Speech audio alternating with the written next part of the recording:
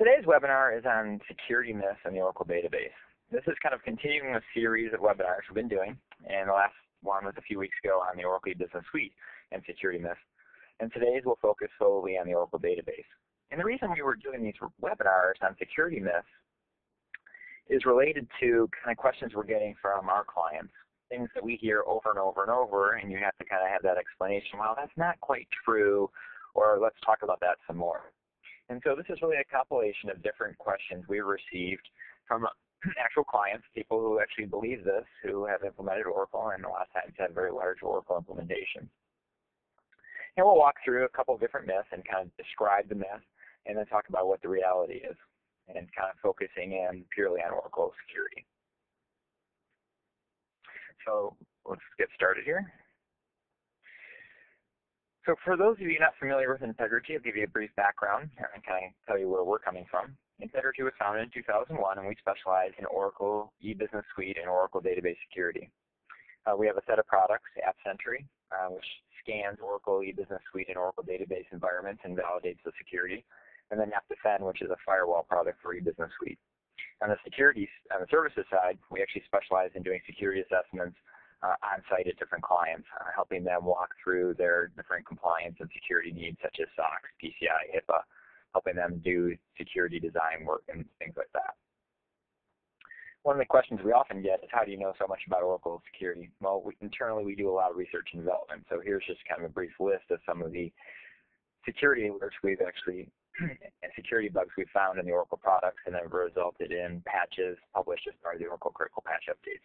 So we're very familiar with how the process works within Oracle, how security works within both the database and their other products. So enough about Integrigy. Let's start talking about some myths in the Oracle database. The first one we get is, especially from novice people who haven't spent a lot of time with Oracle, they kind of believe the marketing hype. When you think about the Oracle database, well, it's a pretty secure product. It started out as a project at the CIA named Project Oracle. Larry Ellison was working on that, and that's where the name for Oracle actually came from, was the internal project name at the CIA. So you're thinking, well, if it's running at the CIA, it's probably a pretty secure product. Then Oracle had their Unbreakable campaign. It was kind of more of a marketing campaign, but basically security was part of that. It was pretty encompassing in terms of fault tolerance, but really they harped on security, saying this is an unbreakable product, and that was pretty much debunked pretty quickly. So when we talk about it being secure out of the box, well, it has a lot of great security features, but when you actually start talking about the reality, is it takes a lot of effort to actually make it secure and compliant. So there's three aspects we can really look at in terms of the Oracle database and security. The first is Oracle security features. It's actually a pretty security-rich database. There's a lot of different add-on products. You can get transparent data encryption, advanced security option. Within the database, there's virtual private database.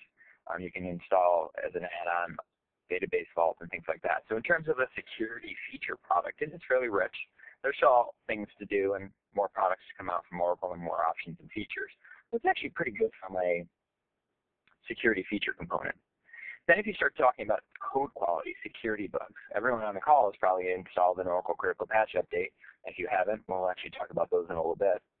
Oracle Critical Patch Updates are actually security fixes that are released on a quarterly basis. Those have come out for the last 10 years and are going to continue coming out. There's been hundreds of bugs. There's been over about 500 security bugs fixed in the Oracle database.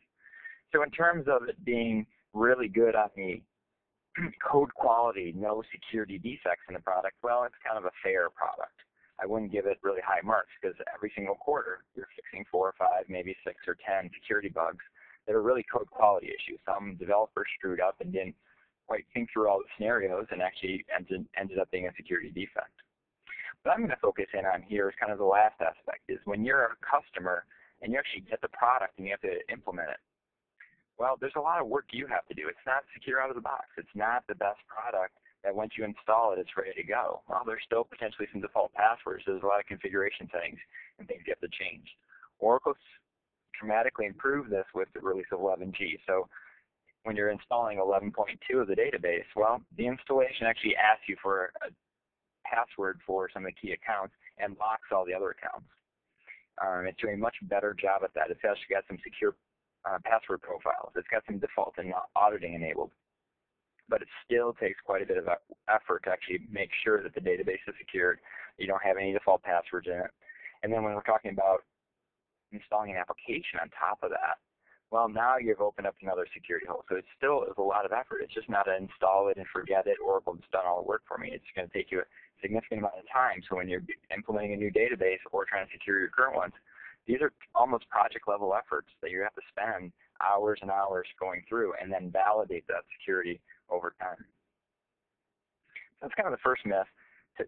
Typically, advanced Oracle people understand this, but when you get a new customer that's gone from maybe SQL Server and now is implementing Oracle for the first time, we actually see this quite often. Oh, yeah, we installed it. Oracle told us it was fine. The Oracle sales guy said, oh, no problem. There's not much you have to do.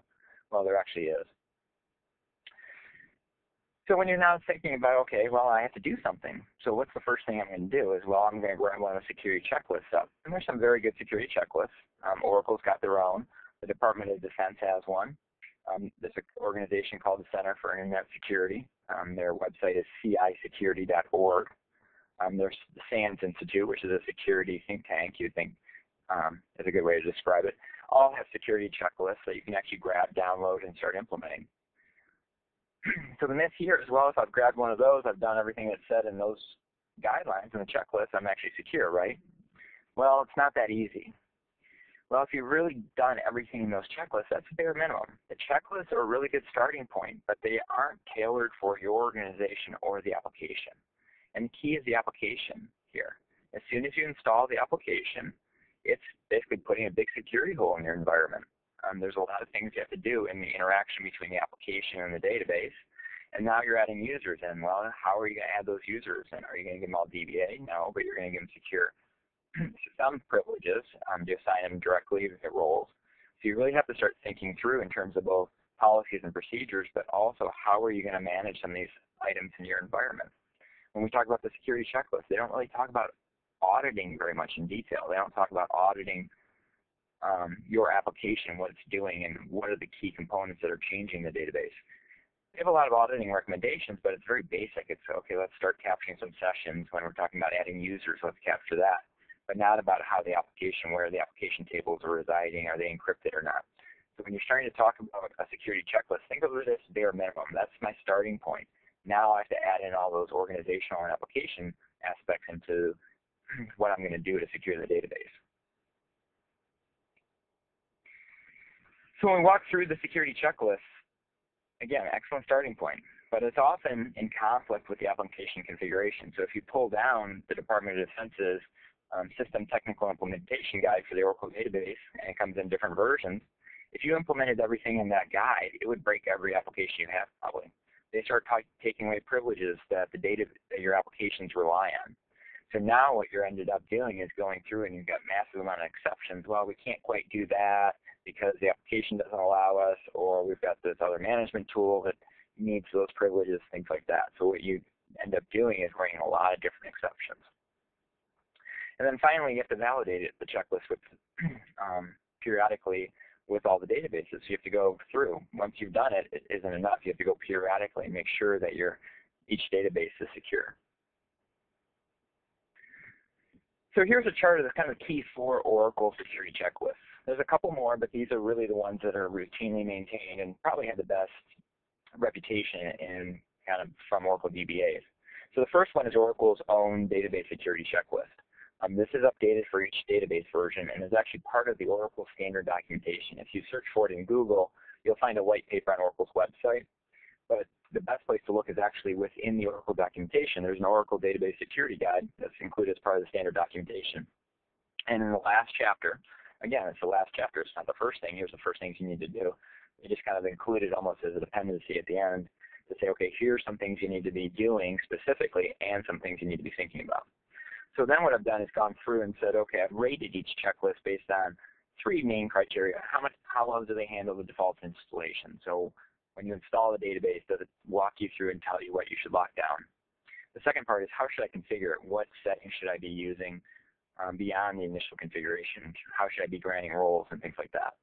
And then the final aspect I rated it on was administration. How does it help you and kind of suggestions on policies and procedures? How should I be doing different things? How should I be patching? And so as we go through these, I kind of just put high, medium, or low. The full circle is kind of the best. The open empty circle is kind of the worst. So then the second checklist is the DoD STIG. So it's the Department of Defense. All systems within the U.S. military have to comply with the DISA STIG documents. So, and then one comes out for each database version. And these are very, very detailed, probably the most significant detail of any of the other checklists here. And it's a great starting point. Unfortunately, it's almost too detailed. And it does include a lot of specific Department of Defense things like private key encryption that they have implemented widely that most corporations haven't even dreamed of. Again, it's very good on the installation and configuration, but it starts to fall down a little bit on the administration. But it's one of the best overall. But you'd have to cut out maybe about a third of it implemented at a normal corporation. The third one is the Center for Internet Security's Oracle benchmark.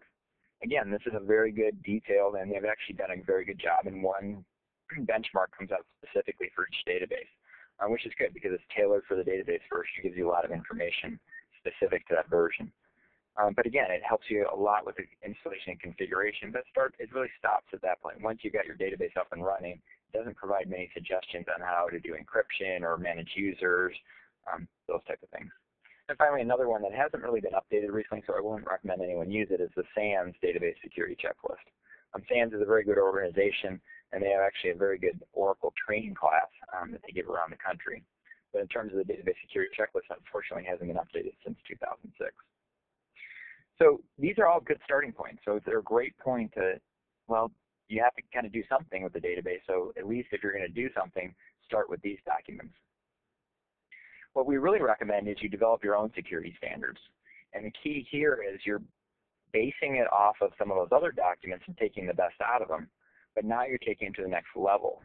And the key is you need to know what needs to be secured in the database. What are you looking at? Why do you need to change default passwords? And the key is having an internal database security standard that really gives you the how and the why. Because a lot of times what happens is the senior DBAs develop the security standards, and who ends up implementing them? Well, it's the junior DBAs, the new DBA, or your outsourced DBA, people who aren't as experienced. So they need to have a little bit of background. And then another key step is what are the exact steps required? A lot of times when we see database security standards, they just say, well, change 07 dictionary accessibility to false. Well, they don't tell you, well, it's an init-or parameter, and you need to change it as part of the SP file and make sure it's saved and things like that. Another key area that not many of the security checklists, even like the DoD STIG or the CI security one, they don't have a really good verification steps. What you really need is, as part of the database security standard, is have a SQL statement that a DBA can run and say, okay, yep, I changed that parameter to what it should be. How do I verify moving forward that it's that?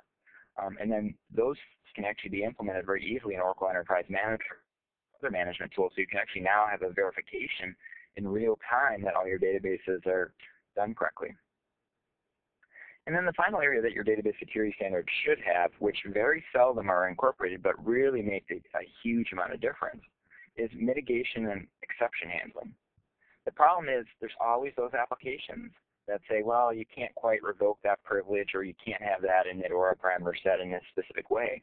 And so what happens is, well, you just raise exceptions everywhere, and it's exception, exception, exception, and that's not really improving your security. So as part of the standard, if you look at one item and say, well, all these recommendations are, we're actually going to implement it, such as revoking util file from public. Well, it works and you can do it, but unfortunately a lot of applications don't support that. So the key question is what you do then if you can't do that for a specific application, because it'll break the application because it assumes it's granted to public, etc. Well, you should have that in your database security standard as one step saying, well, if you can't do this step, and we know a lot of our applications can't, then you should be doing this ultimate. Maybe turn on auditing or something like that, or revoking access for specific users who can't access public, things like that. Figuring what you're trying to do is eliminate the exceptions, because the exceptions are just really a failure. When we start talking about high numbers of exceptions and variances in terms of your database security standards, each of those, think of it as a failure that you couldn't handle it for some reason. Now you've got a security hole. Well, why not try to incorporate that into your standard to make sure that you're not getting those failures, that you're handling them correctly, and at least you're doing something if you can't do exactly what you're supposed to be doing.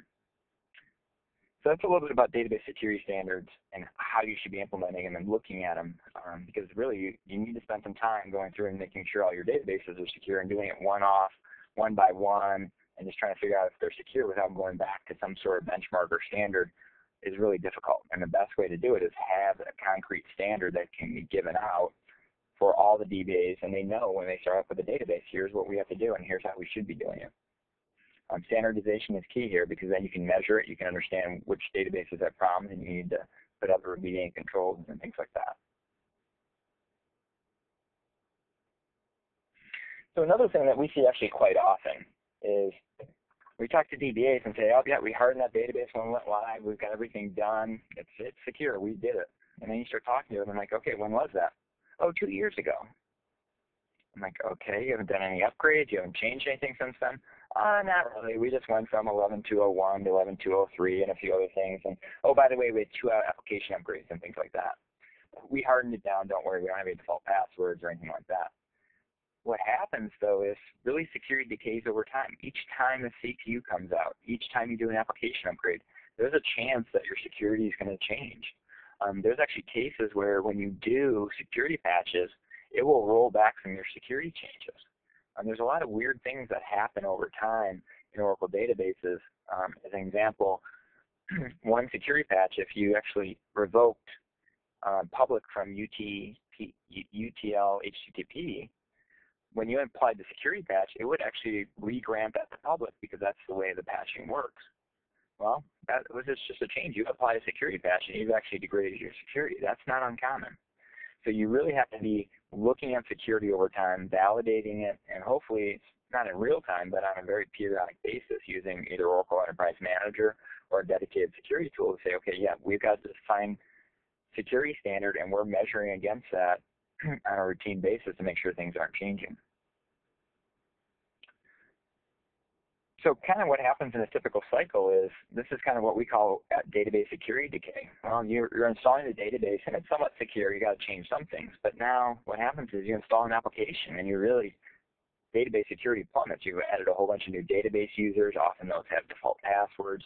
The privileges that happen to be all over the place during development. You gave DBA privileges to all kinds of people. And then hopefully at go live you actually secured it. You did some hardening. But what happens is just over time, you're applying security patches, new exploits are published. You're doing application upgrades, and each of those just degrades security a little bit. So you have to be really diligent about evaluating and working on security over time. So this is kind of a chart showing how often we find default passwords. When we do on-site security assessments, we actually anonymize the data and bring it back and put it in a little database to find out where are the biggest problems that we're actually seeing over a large number of clients. And this is a sampling of about 120 production databases. It is very geared towards ERP systems, so there are a lot of Oracle Business Suite, PeopleSoft, and SAP databases in the sampling. But if you kind of look through and take a look at the sys and system accounts, almost every DBA changes the password on those. Very seldom do we ever find a default password there. But now when we start talking about these other database accounts like DBMSNP, the number of times we find the DBMSNP password set to DBMSNP is about half the databases we assessed in the last, I think this is about 2.5 years worth of data. Very frequently, because what happens is, well, we have to set up the management tool, Oracle Enterprise Manager, and the documentation at one point actually said reset the password, things like that. The CTX sys password, for a while, Oracle Business Suite would actually reset that password automatically as part of patching to CTX sys. And in many, many MetaLink notes, it was actually it told you to reset the password to CTX sys, and then later in the documentation never told you to reset it to a secure password. So these things happen. This is what happens when you look at a large number of production databases. You find these passwords very frequently, and a lot of these were probably changed at go live, but for some reason got reset over time. So it's not uncommon for passwords just to become magically reset to the default or really weak passwords. So one of the things you have to be constantly doing is checking for default passwords within the database. It's not really an easy task either because you have to somehow look at the hashes. Oracle does provide you an 11G by default, and as part of 10G, it is a patch available. And there's actually a view called DBA users with def password this is actually a good, quick tool to use. You should be always querying this and seeing if you've got some default passwords. There is a lot of limitations with this. This is only a limited set of accounts. Oracle's provided 800 accounts with just there's about a single password for each account. In a few cases, there's maybe 2 passwords. So it's very limited. It'll find all the common ones that are part of Oracle products, but if you've got a custom account that's got the password equal to the username, that user's password won't find that. If you search on the internet, use Google and look up Oracle Password Cracker, there's actually a number of good tools out there. One is ORADF. These are password crackers, so if you download the password hashes and put them into these tools, and typically they're command line tools, they'll actually go through and craft the passwords. Unfortunately, that's not a very easy thing to do for a large number of databases. For a large number of databases, we recommend a database security tool, such as the one we have developed called AppSentry, which then will actually do a very systematic check for default passwords. Using data dictionaries, we check over 1 million passwords. And to give you an idea how quickly you can do this, we can check 1 million passwords for one account in 7 seconds. So it's very easy to check Oracle database passwords very quickly, and I'll talk about that a little bit later also.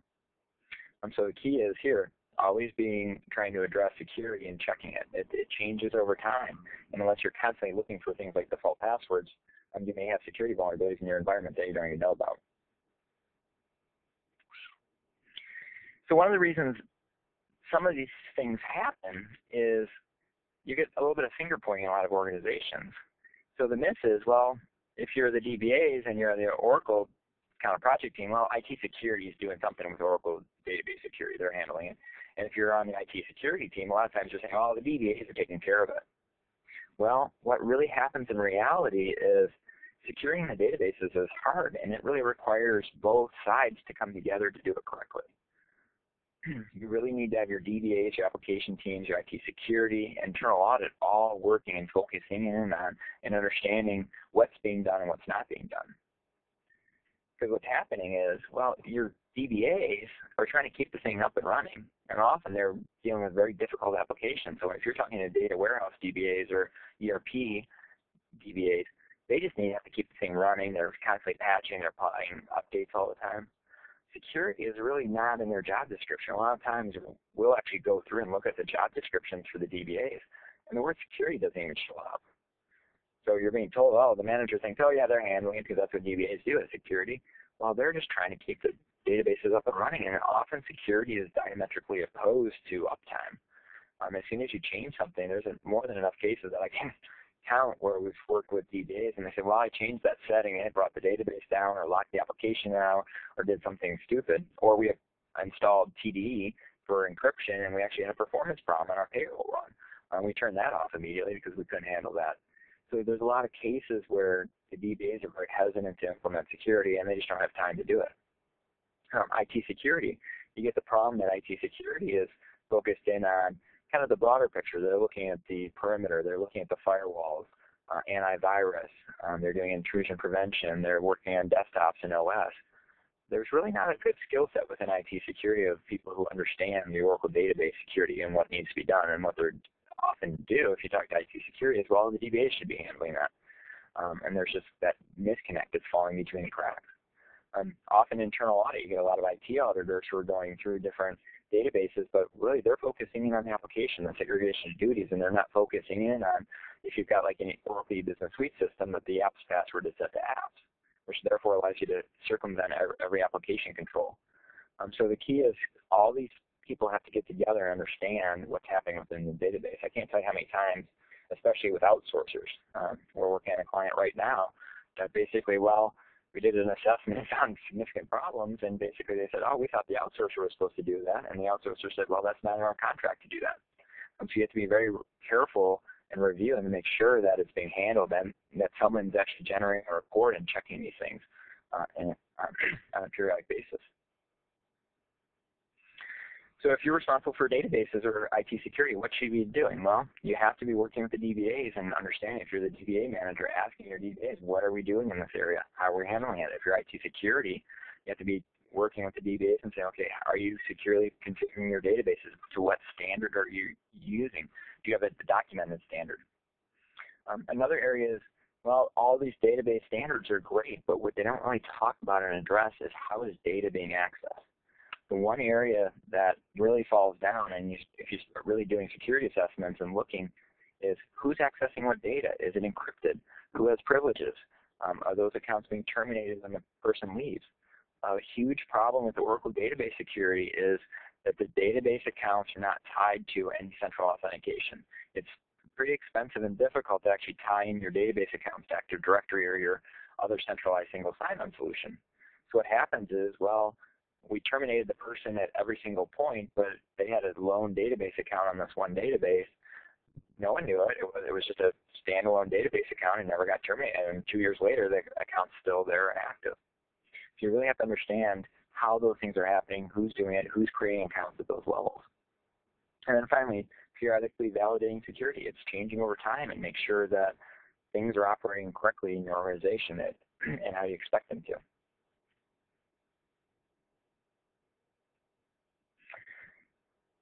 So before we go on to the next one, we're going to actually do a little quiz. Hopefully everyone is awake. So before we start talking about database critical patch updates, I just want to make sure everyone understands exactly how this works. So this is basically real live output from a database. And so as you can see, the database, this is the registry dollar history table. So you can go into any of your databases and query this table, and if actually nothing shows up, that's a big problem because there should be at least some records in here from when you're applying security patches. And the registry dollar history table is actually storing in it when you're doing database upgrades and when you're applying security patches. So if we look through the table, you'll see that this is in chronological order. So you can see they had a 10203 database, and then it was upgraded a few different times, and they had different security patches applied. And so really the quiz here is, when was the CPU, what CPU level is this database patched to? So we'll give you a second here. So you can see there's different CPUs applied, different upgrades happening. So hopefully everyone's ready for the answer. So if you said January 2009 is the correct answer, well, a lot of people are probably saying, oh no, clearly it's October 2010 because that was the last CPU applied. Well, we'll kind of talk about this now and kind of explain why this is happening. So basically the myth here is, if you said October 2010 as part of this quiz, you're basically buying right into this myth.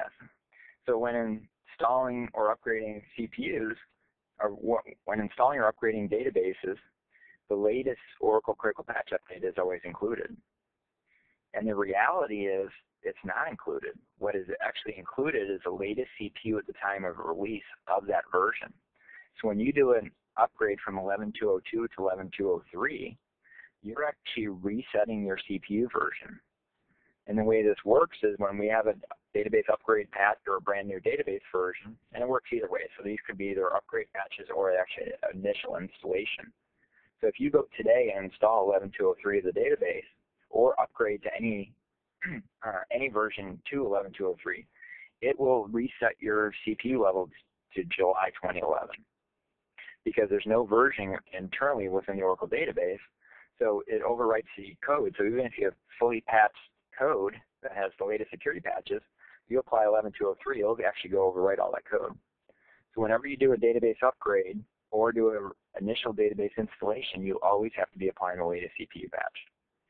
I can't tell you how many people we catch on this one. When we do database assessments, we'll go in and maybe assess 10 databases in our organization at a time that are key critical databases, and we'll catch maybe 4 or 5 databases with this problem, that they're doing database upgrades and do not apply the latest CPU patch, and that they'll claim that they were fully patched, and once you apply the database upgrade, it reset the CPU level. So this is very consistent, and Oracle didn't document this for a long time. We pointed this out to Oracle, and only in the last, I think, 2 or 3 CPU versions has this actually been documented within the upgrade documentation that, oh, by the way, you really should be applying the latest CPU because the base version of this upgrade patch is so-and-so. So if you kind of took a little quiz and you looked at it and said it wasn't January 2009, you thought it was something else, this is basically a problem in a lot of organizations, and it's one of those myths that people say, oh yeah, Oracle's got the latest one, I don't need to do anything. And it doesn't take a lot of extra time, so the key goal is, whenever you're doing upgrades or New installations, always make sure as one of the steps is you're applying the latest critical patch update. And if anyone's ever on the call been in some of our webinars or sessions that we actually demonstrate some of these CPU vulnerabilities, some of these CPU vulnerabilities are very easy to exploit, and there's actually code out there on the internet. If you Google Oracle security vulnerabilities, you'll see very simple, easy to execute code that can take over the entire database with just public permission. So if you can connect to the database and you don't have critical patch updates applied, you can take over the whole database, bypass every security feature enabled, including database vault and all the other nifty things installed.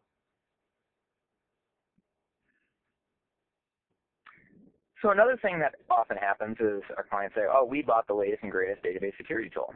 And there's some very good database security tools on the market. We often recommend them to our clients to solve specific needs. And there's a lot of different opportunities out there to buy tools, spend a lot of money, both from Oracle and other vendors. Unfortunately, no one tool provides the silver bullet. And I would have to say is even if you buy every single tool on the market, you're still not covering every possible opportunity for database security. A lot of database security is policies and procedures that are not covered by any tool. How you manage accounts, how you do different things.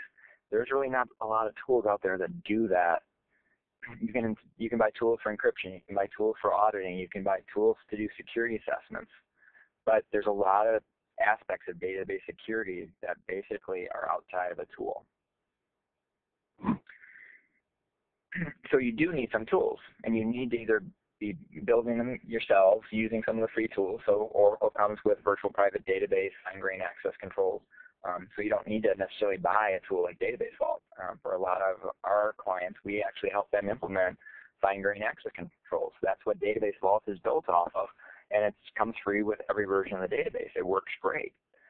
But you have to be looking at those things and putting them in to solve your specific security needs where you need additional coverage.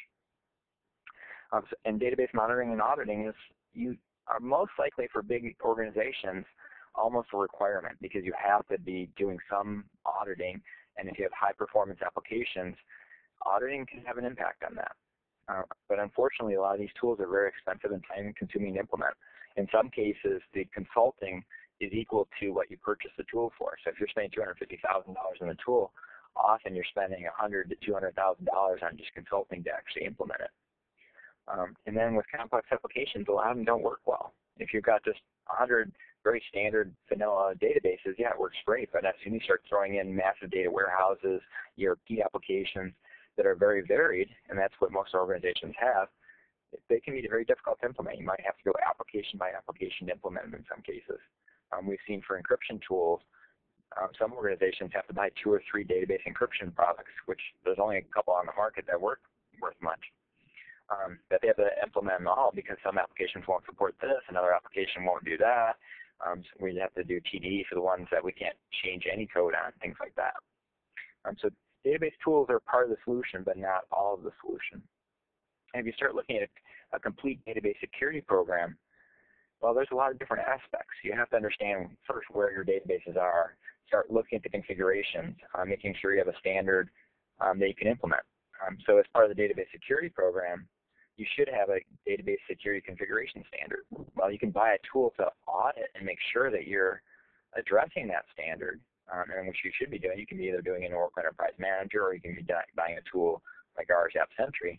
But you still at least have to document out the standard and have that on paper and have a process of who actually does that review and things like that. Access management. Most of the Oracle tools that are labeled security don't deal with access management.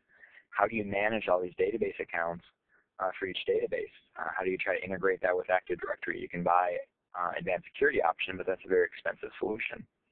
So how do you do those type of things? There's very good tools with the auditing, monitoring, and vulnerability assessment. Those are probably the most mature database security tools.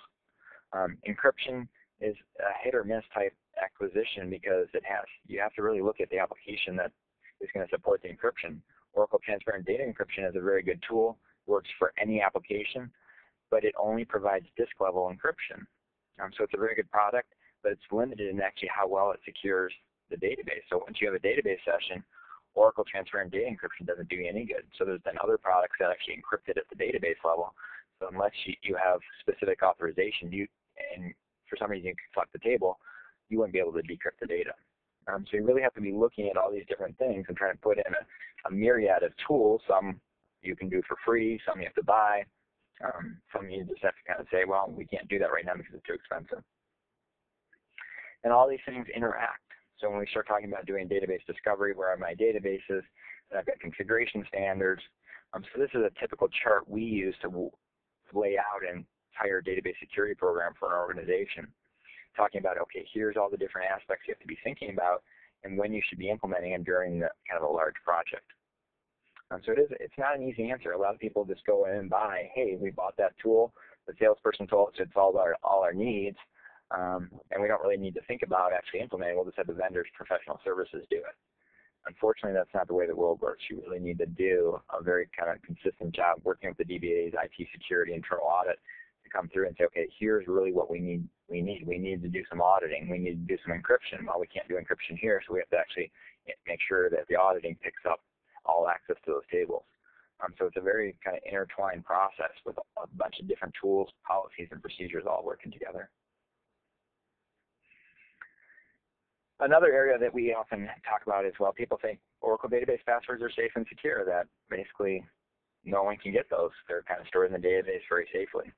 And in 11G, Oracle did a little bit better job. They actually changed the hashing algorithm. They moved them to just the user dollar table. So if you have access to DBA users table or the view, you can't access it. So only really in the user dollar table. A little bit better security.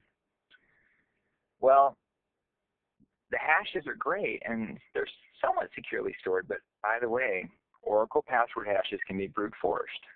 And what brute forcing is if I just keep trying passwords over and over and over and over, I can eventually get it. So when, like our tool, AppSentry, tries to look at Oracle database passwords, we try a million different combinations. So we try all the known Oracle passwords. So we'll do manager, change on install, welcome1, Larry, Tiger. We'll try all those passwords. And then we'll try every different combination from like 1 to 5. And the reason this works is you can very quickly brute force Oracle passwords. You can generate the hash for each password and compare it. Basically, you steal the hash from the database and then you compare it. And I can generate those comparable hashes just with my laptop. I can do about 1 million a second. So very, very quickly.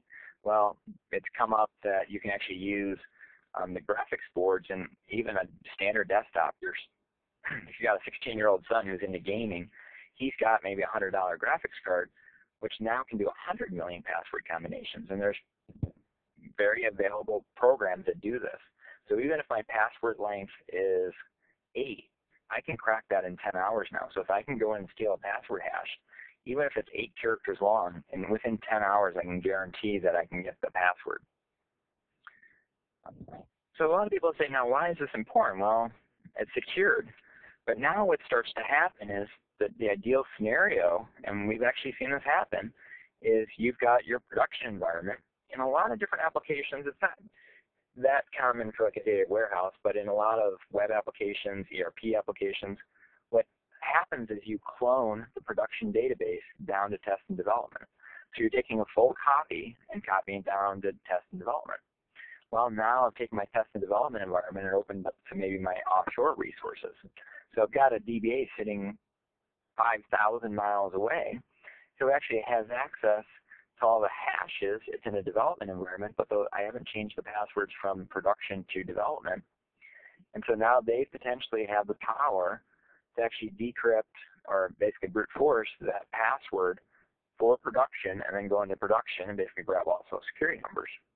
And this happens. This is not a far-fetched scenario, and that's basically what is happening in some cases when you kind of hear about some data theft, that we're actually seeing developers and other people break into the lowest level, the development. They can brute force the passwords, and they can then get into production. And when we're talking about brute forcing, well, I might have to spend a lot of time doing it on just to get maybe sys or system, but I can also go through and check every single password. So if I've got a database with 300 passwords, so in a typical ERP environment, And for Oracle E-Business Suite, I've got 300 different database accounts. I can go check at least the default passwords within seconds. So all I need is one account with a few privileges to get into the database, and then I'm off to the races to basically steal all the data. This isn't uncommon. We actually see this, the most active scenario where we see this happening is the developers just, well, I need to do something in production, so they won't give me the password, so I'll actually just break it and grab it. We see that probably once a quarter. We'll find a scenario where the DBAs have done that, and the developers have done that, and the DBAs are scratching their head asking, how are the developers keep getting into production? And we're like, okay, there's a couple of scenarios, and that one actually happens more often than you think. And they're not doing anything malicious. They just want access to production so they can go check their code or do something like that, do a direct database update to actually fix something. It's easier for them to go crack the passwords than it is actually to ask permission and get the correct privileges assigned to them. So, and another aspect that people don't understand about the Oracle database passwords is if you have an account like System and the password is Manager, there's a hash, and that hash is stored in the user dollar table. For every single Oracle database on the planet, that hash is the same. So I can tell from one database to another the hashes and what the hash is in production by just trying to break it in another database. And so if I can steal the hashes, it's actually pretty easy to get back, especially if I haven't changed all the passwords to really secure passwords. So this is kind of an idea of why you have to have secure passwords. They should be over 9 characters in length. You should have some complexity to them and things like that. And you should be protecting them in the database. So not assigning out anyone who can access the DBA user table prior to 11G or the user dollar table in 11G and above. And when you clone databases or copy databases around, you're changing every single database password.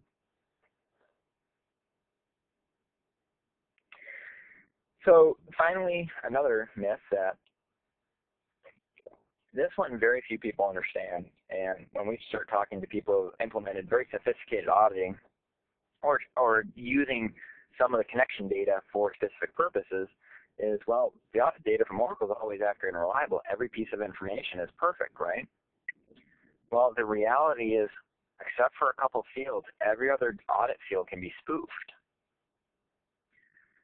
So when we start talking about the different audit trails, we've got the $V session, syscontext functions, what's stored in the sysaud dollar table. So if you do audit session, that data would be stored in the sysaud dollar table. There's fine-grained auditing capabilities, etc. And so you can capture a lot of different pieces, and depending on where you're seeing the data, there's a couple different values are stored. But often we see when you do like a login trigger, we'll see someone check the program when you're doing a login trigger. Just basically, if you're coming in at SQL Plus, I'll basically block that session because I won't allow any SQL Plus sessions. Terminal machine names. Some of the other fields we don't see as often, but a lot of times program is one of the biggest one on logon triggers. So you've got a number of different fields here.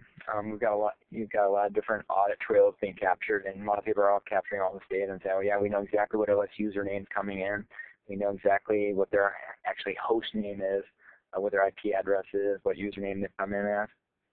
Well, anything sent from the client to the server, you can't trust the client. And in the Oracle world, the client can actually set almost every value here except for the database username, because you have to authenticate and connect to the database with that, and also the IP address, because it actually pulls the IP address out of the network packets. But every other value is actually stored as part of the SQLnet packet of data, and the client can actually manipulate this.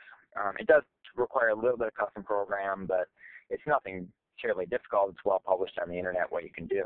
But every other value here, so if you've got a logon trigger that's actually checking program to see if it's SQL Plus or anything, oh, did you know that all you have to do is recopy and rename the SQL Plus executable, and what Oracle sends to the database server will actually change? So I can't tell you how many logon triggers that we see if SQL Plus or if a specific program let it in or don't let it in. Well, it's very easy to change all these values and spoof them. And so anything you're relying on in terms of logon triggers, audit data, etc., for any of these values, they're not reliable. The client can actually change them at will and send off data. So that was basically covering some kind of myths for database security. These were things that we actually see in real life at clients when we start talking about database security in large organizations, what some of the things we're hearing, and especially when we have to say, well, that's not quite true. You need to be thinking about that in a different way.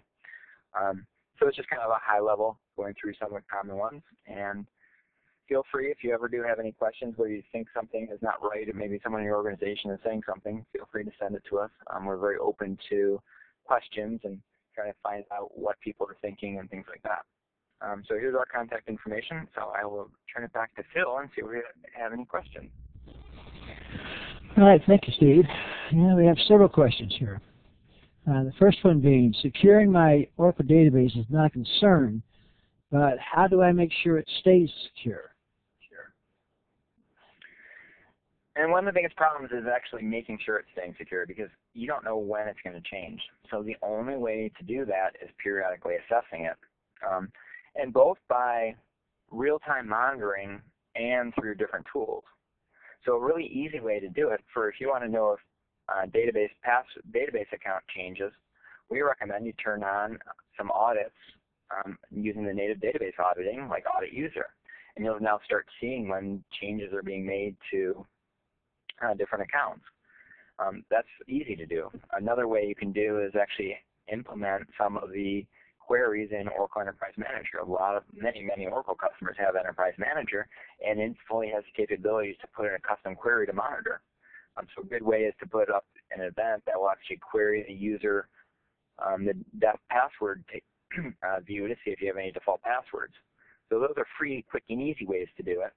So if you at least want to put in some audits, so the first thing is to start with some sort of configuration standard to make sure that you know what you want to do when it's secure, how you want it to be secured, and then you kind of go each of those and try to find out the right place to do it. And sometimes it's audits, sometimes you can do an Enterprise Manager, other times it's best to buy a tool like the AppSentry that you can actually go through and put in your security standard and actually either use our rules or use your own rules and actually audit in real time. Next one. Could you speak to R12 security versus IAM security?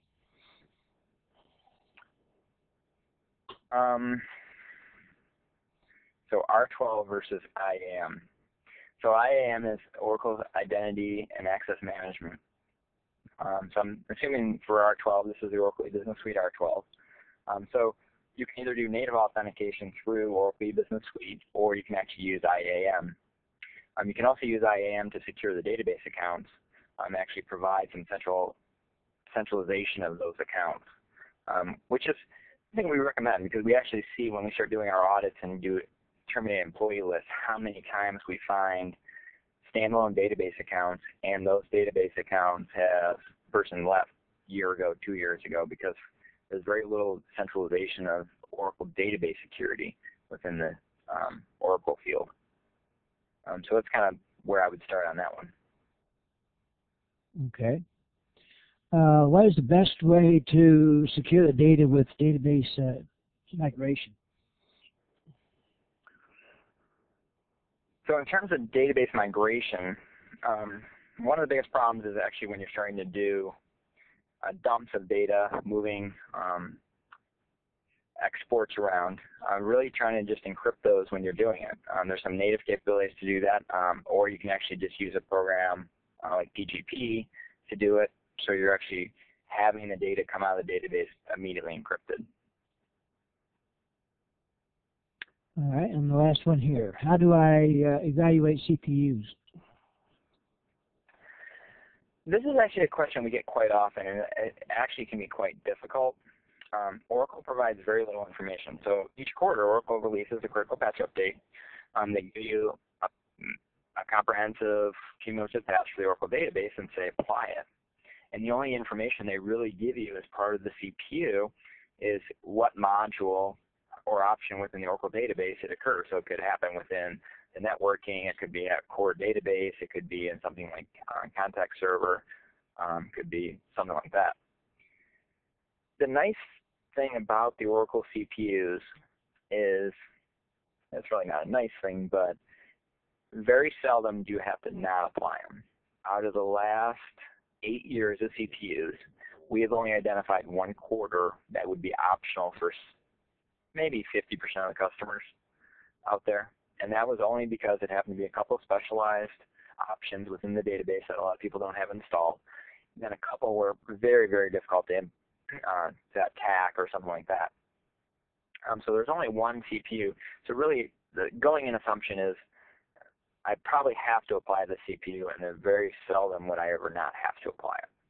Then the second question is, how high of a risk is this?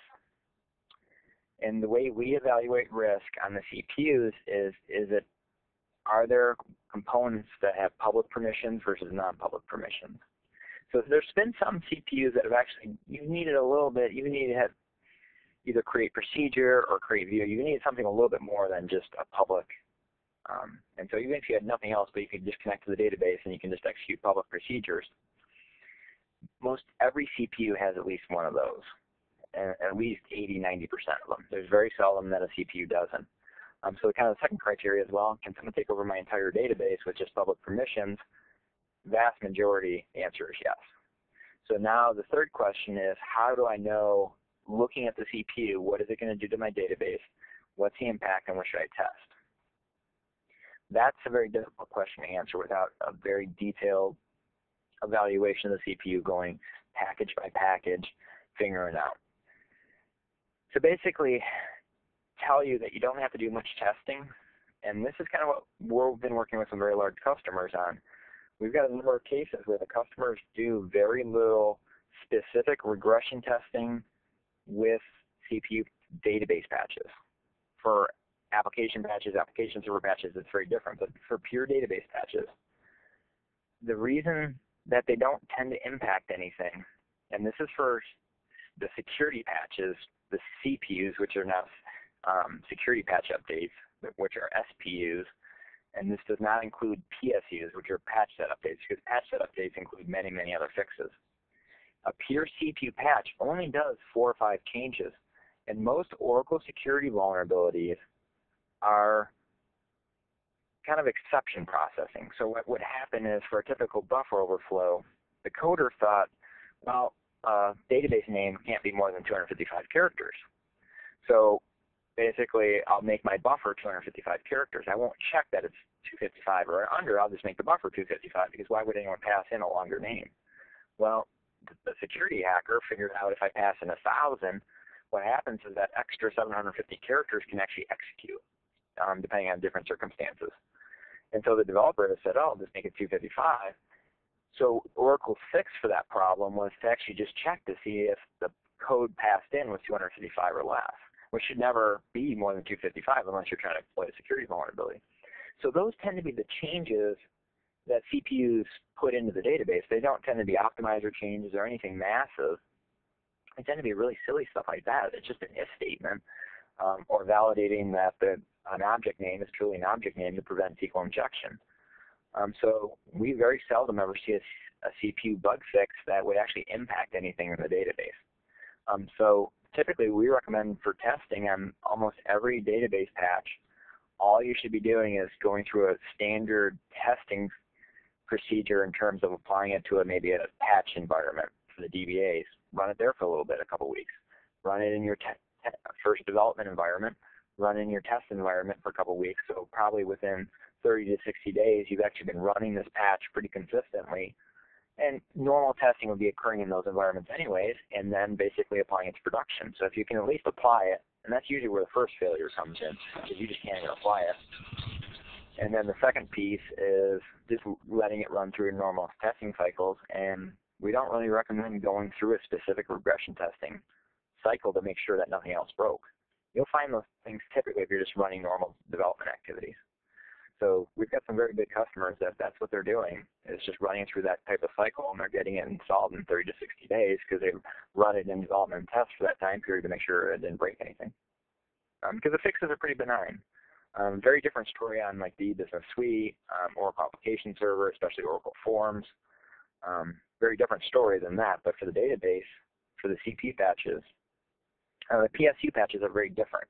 Because for the PSU patches, those are including many, many other fixes. So if you've got a PSU patch, it may have 20 security fixes, but 200 other bond security fixes, things that are fixing database crashes and stuff like that, and those more likely will have an impact.